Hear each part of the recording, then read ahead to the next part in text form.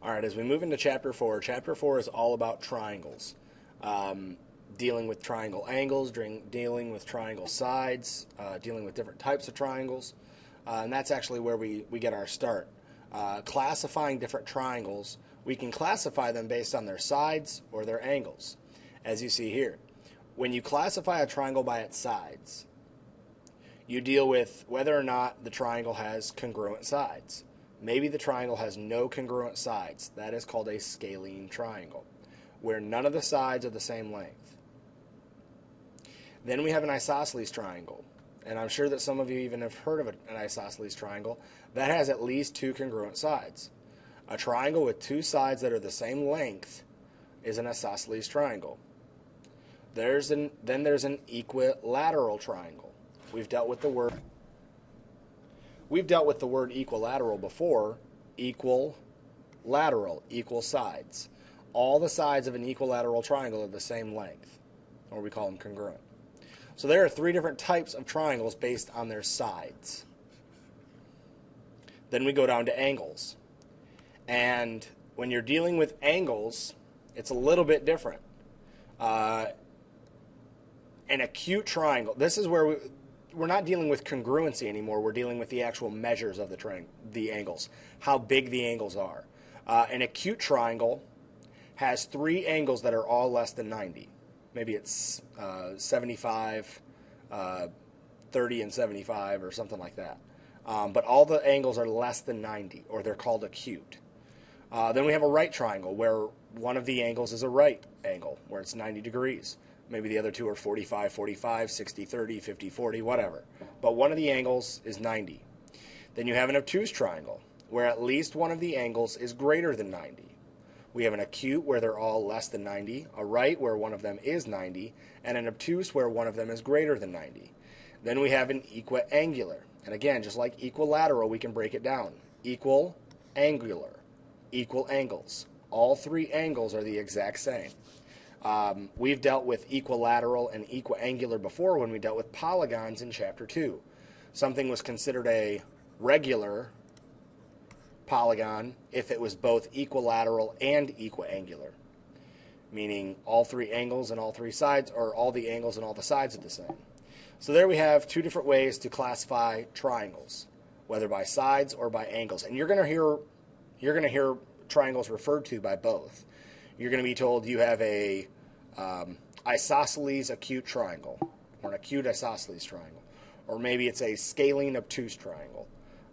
So make sure that you understand that, and again, that's why we put these in your notes so that you can refer back to them. One of the ways when we put a triangle on a graph, one of the ways that we have to classify it is by figuring out how all the sides are, what size they are. And so we use the distance formula there. And now you've seen the distance formula before, but we're going to practice actually using it, because there's a specific way to, how do you say it? There's a specific way to reduce this problem without using your calculator. And that's later in the year you're going to have to use that, and so we're introducing it to you now. You also use it in Algebra 2. Use the distance formula to find the side lengths of the triangle, then classify the triangle by its side. What we have to do is we have to find the distance of all three sides. So we have to find the distance of PQ, which is right here. We have to find the distance of PR, which is right here. And then we have to find the distance of RQ. And we're using those points, or the points of the triangle, in the distance formula. So let's say we're going PQ, okay? You'll notice, just like the midpoint formula and just like the slope formula, we're given x1s and x2s, y1s and y2s. Just make sure that you understand which point you're using as your x1, y1 and your x2, y2. I'm going to label P as x1, y1 and Q as x2, y2. And so, my distance formula, instead of writing x2, I'll write 0 minus x1, which is negative 1, plus s squared, make sure it's squared, plus y2, which is 0, minus y1, which is 2, and make sure that's squared.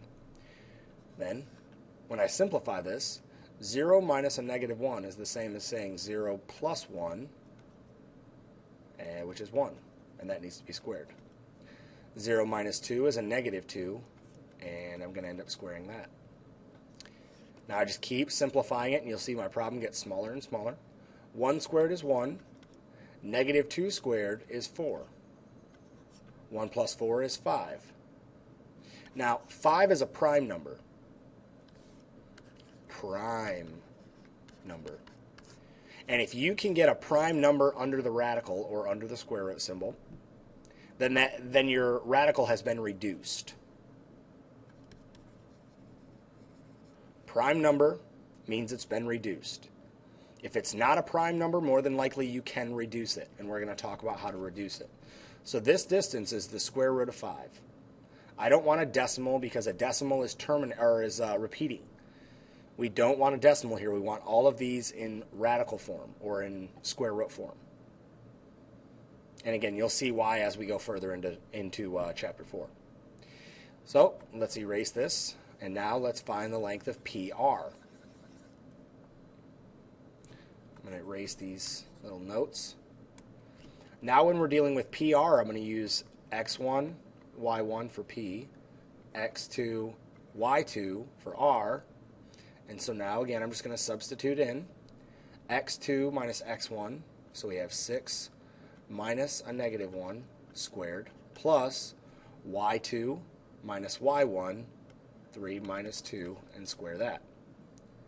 When we reduce it, 6 minus a negative 1 is the same as saying 6 plus 1, so 7 squared, plus 3 minus 2, which is 1 squared. I just keep simplifying down until I've got a prime number. 7 squared is 49. 49 plus 1 squared, which is 1. 49 plus 1 gives me 50. Now I know for a fact that's not a prime number. So over here, I'm going to break 50 down into its factors. Let's see, 50, the first thing I'm going to do is break it down by 2's. Gives me 25. I know that 25 is 5 times 5. So I've broken it down into what it's called its prime factorization. I have all the prime numbers that go into 50. 2 times 5 is 50. And so what I'm going to do is under this, I'm going to write that down. 2 times 5 times 5. And if you use your calculator there and multiply 2 times 5, you'll get 50. So all we did was just break 50 down. This problem and this problem are the exact same. They equal 50. They're just written in two different ways. A lot like $5 or a $5 bill or $5 in quarters. They still equal $5. They're just written differently. But what I can see here is 5 times 5 is also written as 5 squared. So instead of writing it as 5 times 5, I'll write it as 5 squared. The square root, because the 5 squared is still under the square root symbol, 5 squared is actually just 5. Or, excuse me, the square root of 5 squared is 5. And then the 2 stays under the radical. Now this problem and this problem are the exact same. If I bring up a calculator and I find out what the square root of 2 is, multiply that by 5, I get 7.07. And if I find out what the square root of 50 is, I should get the same number, 7.07. Notice how this is not reduced, this is reduced. This is not a good answer because we had to round. That's not close enough. 5 times the square root of 2 is, because that's reduced. The 2 is under the radical and 2 is a prime number, so it's been reduced. The square root of 50 is not reduced because 50 is not a prime number. We broke it down into its prime factorization. That way we could reduce it. Now this is something that's going to take a lot of practice, but the more you do it, the better you'll get at it. I want you to practice, well, let's first write our answer. PR is 5 square root of 2. I want you to practice doing the exact same thing. Find the distance of RQ now, but don't worry about reducing it if it's not already reduced. If you think you can reduce it, try. But you don't have to. We're going to reduce it together in the end. But go ahead and pause the video now and use the distance formula to find the length of RQ. Okay, hopefully you had it long enough to solve the length of RQ. I'm going to solve it with you. Here I substituted in my x and y values. You can see over here that I labeled R as x1, y1, Q as x2, y2. If you didn't, don't worry about it. We should get the same answer. 0 minus 6 is negative 6, but that needs to be squared. 0 minus 3 is a negative 3, but it still needs to be squared. Negative 6 squared is positive 36. Make sure that you don't get a negative 36. A negative 36 is not correct. Negative 3 squared is 9. It's not negative 9 because anytime you square something, you should have a positive number. 36 plus 9 is 45, so I'm looking for the square root of 45. Now, although that is correct, it is not good enough. We need to come over here and break down 45 into its prime factorization. I know right away that 45 is 5 times 9. 5 is a prime number, but 9's not, so I need to break down 9. I know it's 3 times 3. So now I'm going to rewrite the square root of 45 as the square root of 5 times 3 times 3. They both equal the same thing. Again, it's like when you get $5 back from the cashier, it's like asking for 5 ones instead of a $5 bill. It's equal. It doesn't matter. Now we can rewrite this as, instead of writing 3 times 3, we're going to write 3 squared. We drop down the 5 because we didn't do anything with it. Now 3 squared is still under the radical. So it's the square root of 3 squared. Well, the square root of 3 squared is just 3. The 3 comes out of prison, or out of the radical, and the 5 stays under. Now this is a reduced answer. This is perfect. But again, if we look, we'll find what the decimal is for both. The square root of 45 is 6.708, and 3 times the square root of 5 is 6.708. So we can see that they're the exact same size, they're the exact same answer, but this is a perfectly reduced answer that you will never get wrong right there. This answer, although it is correct, it is not correct enough. It's just like writing 2/4. Okay, you know that 2/4 is actually 1/2. 1/2 is reduced. 2/4 is not. It's the exact same. It's not that you did any math wrong. It's just that you just didn't take it as far as it could go. So we can write RQ is 3 square root of 5, and we're done. We use the distance formula 3 times to find the length of all 3 sides. Now we need to classify the triangle. Excuse me. If I look back at my table on the last page, as soon as I'm done erasing all this, of course. If I look back at my table, I have 3 different ways that I can label this triangle based on its sides. If I look, the problem wants me to label it based on its sides. So I'm going to go back, and there are 3 different ways. It's either scalene, because none of the sides are congruent, isosceles, when 2 of the sides are congruent, or equilateral, when 3 of the sides are congruent. And so, my triangle has the square root of 5, 5 times the square root of 2, and 3 times the square root of 5. Now, none of those 3 are the same, which means that no sides are congruent. The only triangle with no sides congruent is a scalene. Mathematicians are a little bit lazy. Instead of writing out the word triangle, we just draw a picture of a triangle. Just like instead of writing the word congruent, we just write the congruent symbol. It's really just one less thing that we have to do. Example 2. Example 2 is dealing with the triangle sum theorem. A triangle is a shape. And because it's a shape, we know certain things about it. The first thing we know is that the interior angles have to add up to something. Now, the bigger the shape, the bigger the angles. or the bigger the sum. The inside of a triangle always adds up to 180. Always. Now there are three angles. We can call them 1, 2, 3, or if we look at Theorem 4.1 or the triangle sum theorem, it says angle A, angle B, angle C. The sum of those three angles always adds up to 180, always and forever. The interior angles of a triangle always add up to 180. If you know one of them, then you might be able to figure out the other two. If you know two of them, you'll always be able to figure out the other one. Let's look at example 2 where we can apply this. Find the measure of each angle inside triangle A, B, C, triangle A, B, C. If angle 4 is 55 degrees and angle 5 is 45 degrees. So we're going to use those two pieces of information. We're going to use those two pieces of information to solve for the angles of the triangle. Now you'll notice right away that they've given us two parallel lines.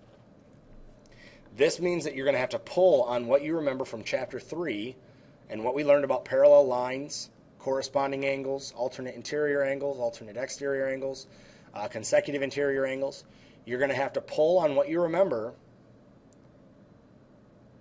so that you can solve for those three missing angles. Now, there's some information that we're given right away. And what we're given right away is that this angle, let me use a different color.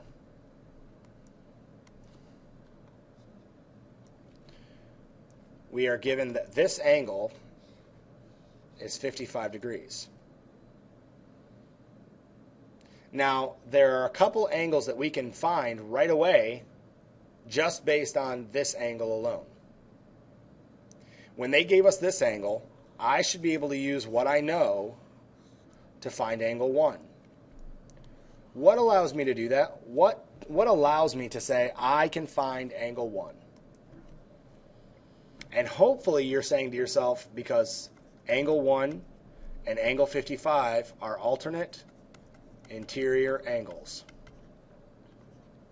And what do you know about alternate interior angles in parallel lines? They are congruent. So, angle 1 should equal 55 degrees. Okay, no big deal. But there's more information that they give us. They also gave me this angle right here.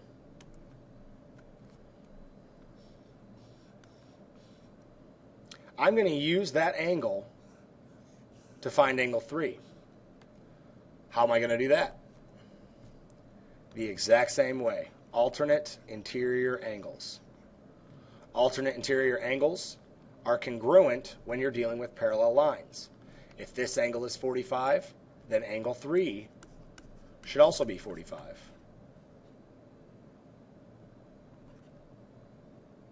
So I know two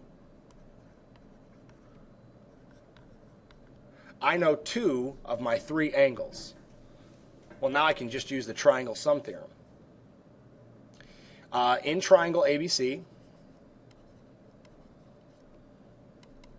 what makes up triangle ABC is angle 1 plus angle 2 plus angle 3. Make sure you're following along. Triangle ABC adds up to 180 degrees, which means that angle 1 plus angle 2 plus angle 3 adds up to 180, and that's just the triangle sum theorem. The three angles add up to 180. Now, I know two of those angles. I know what angle 1 is, and I know what angle 3 is. So I'm going to substitute those values in now. And I'm going to write 180 equals, instead of writing angle 1, I'm going to write what angle 1 equals, which is 55 degrees. I don't know angle 2, that's my missing angle. But I do know that angle 3 is 45 degrees, so I'm going to write 45 degrees. Now I can use basic algebra to solve this. I'm going to solve it on another piece of paper just because I'm running out of room.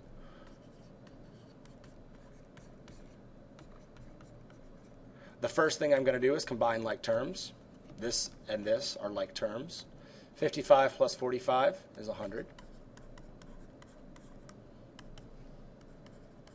Now I want angle 2 by itself, so I'm going to subtract 100 from both sides. You might say, why are you subtracting 100? Because this is a positive 100, and the way to get rid of a positive 100 is by subtracting 100. They cancel out. 100 minus 100 is 0, so they canceled out. 180 minus 100 is 80. I just found my angle 2. It is 80 degrees. So right below angle 3, I'm going to write angle 2 equals 80 degrees. I found all three angles, and notice that we used what we knew about parallel lines from chapter 3 to find two of those. Make sure that you remember that. You're going to need all those parallel line things, all those congruency theorems. You're going to need those in chapter 4 when we're dealing with triangles, I promise. So make sure that you reach back in your memory bank, or just make sure that you keep your notes. We used alternate interior angles being congruent to find two of those. Then we used the triangle sum theorem to find the third. Not too tough. Let's look at another one. This is called the exterior angle theorem. And what it says is if you have a triangle here, okay, triangle ABC, the exterior angle over here, that's an exterior angle. The interior angle would be right here. Exterior, interior, inside the triangle, outside it. So this is exterior. The exterior angle equals the non-adjacent angles added together.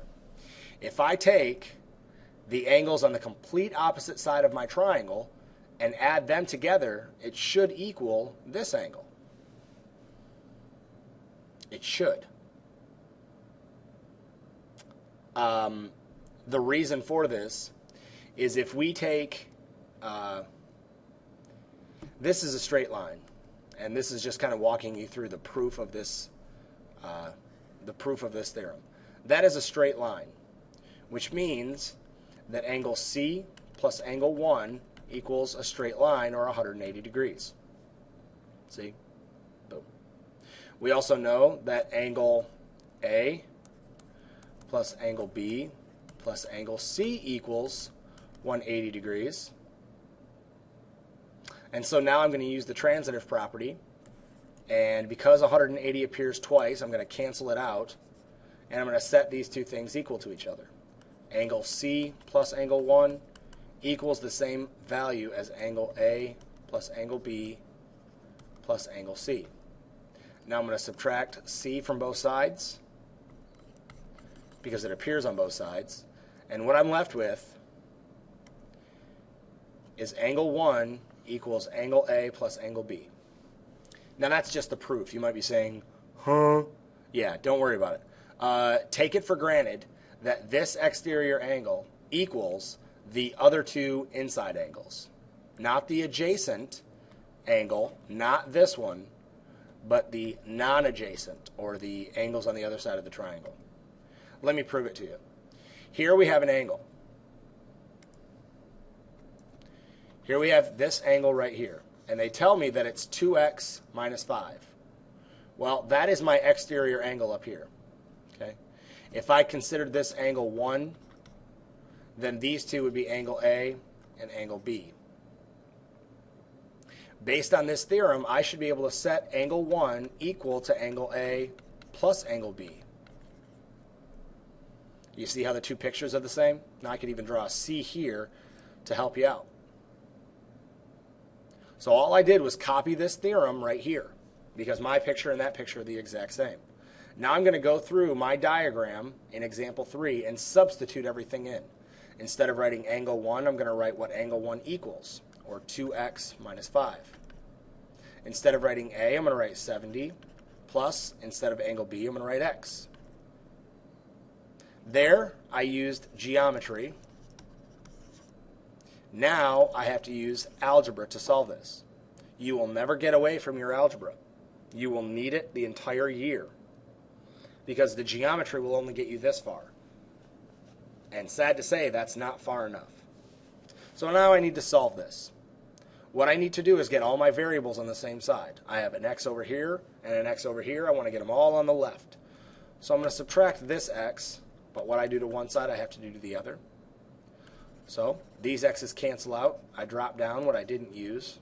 70 equals -5. 2x minus 1x is just 1x. Now I don't care what 1x minus 5 is. I want just x by itself, which means I need to cancel out this -5. How do you cancel out a -5? You add 5 to it.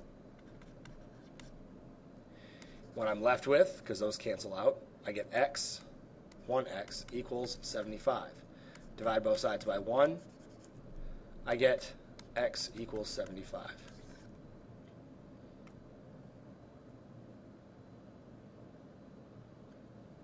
Now we're told to find the angle JKM. This was supposed to be labeled so that this angle right here is angle JKM. The way we would find that angle is because this is a straight line. I know that this angle is 75 degrees.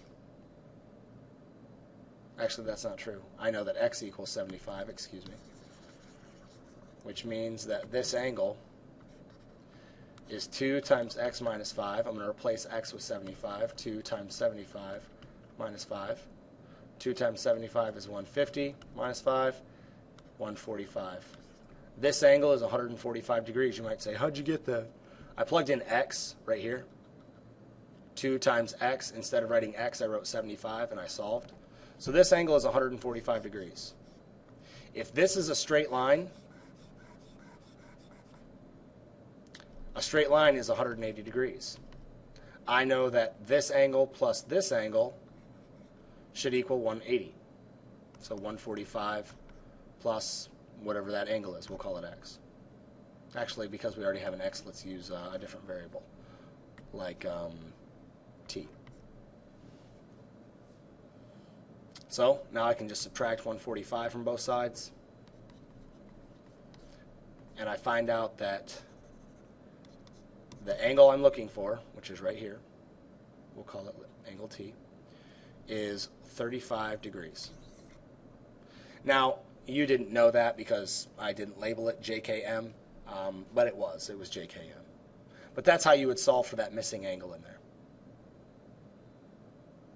Or, to be honest, little tangent here, we knew that x was 75 degrees. We solved for that already. I could come up here, cross off the x, and write 75. Well, then I know that the inside angles of a triangle add up to 180. If we labeled this angle C or whatever, we could say that A, which is 70, plus B, which is 75, plus C should all add up to 180. That's the interior angle theorem. Well, if we solve it, we get the exact same answer as what we just did. Still 35 degrees. But that's how you would solve for that missing angle. Now you'll see that there's a lot of algebra involved with this. A lot of algebra. You really have to be on your game. The next thing that we're going to talk about, and I know that this is a lot in the same section, really none of these are overly complicated. They're just new. And you might be kind of freaking out, but you're only freaking out because they're new. The distance formula you've never really spent a whole lot of time with.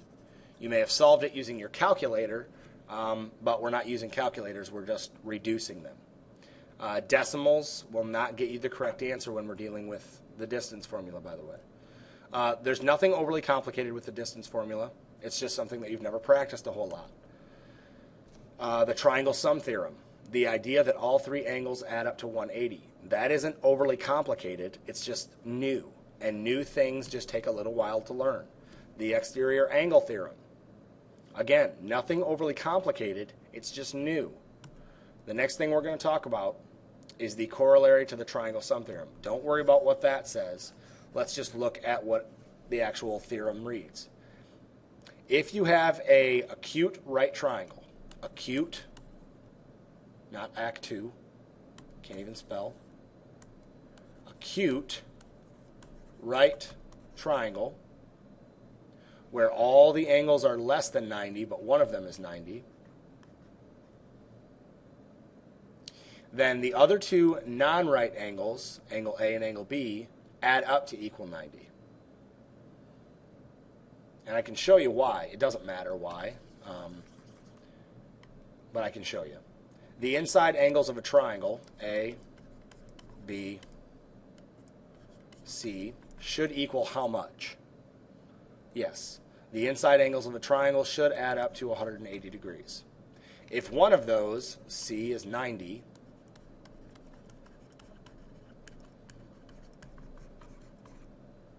we can solve for A and B. We just subtract 90 from both sides.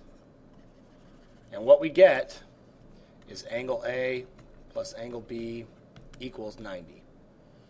And that's how they get their theorem right there, or their formula.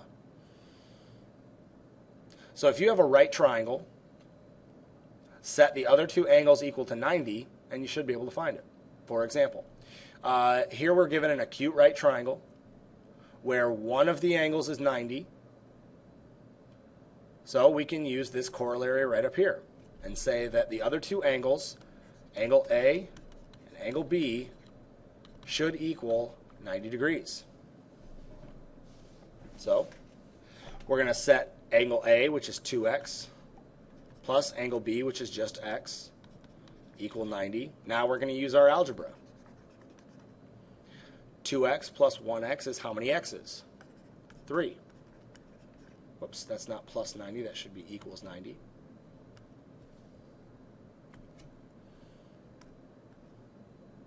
Now, how do I solve 3 times x equals 90? How can I get rid of this problem? I'm going to divide. It's a multiplication problem. This is 3 times x. And so if I divide, the 3's will cancel out. But what I do to one side, I have to do to the other. And so I get x equals 90 divided by 3 is 30. Now, although I'm done, I'm told in the problem, find the measure of each angle. So now I need to take this x and plug it back in here. Well, angle A is 2 times x. Angle B is x. 2 times x is 2 times 30, which is 60 degrees. X is just 30, so 30 degrees. Angle A is 60 degrees. Angle B is 30 degrees. Make sure you read your directions. You might not be done.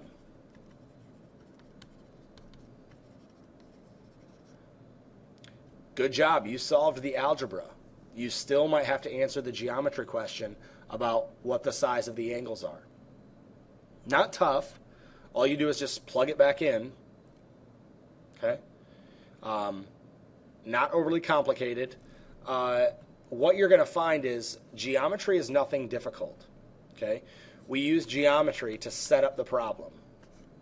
Then we use our algebra to solve it. Then we might have to plug everything back in to answer the geometry problem. So set up, solve, answer. Okay? Which is why sometimes in geometry we have to use like a label, like a unit, like miles, inches, stuff like that, because our answer is a geometry answer. Nothing overly complicated. Okay, let's kind of review what we talked about. The distance formula. Make sure that you use reduced radical form, not decimals. Okay, then we talked about the interior angles equal 180 of a triangle. We talked about the exterior angle and how it equals the other two angles. Then we just talked about the acute, not act 2. Wow, really having a hard time with the word acute. The acute right triangle corollary. And so I know that that's a lot, but again, nothing too complicated. The more you try these, the more practice that you get on them, the better you'll be at them. Let's go ahead and take a look at our homework tonight.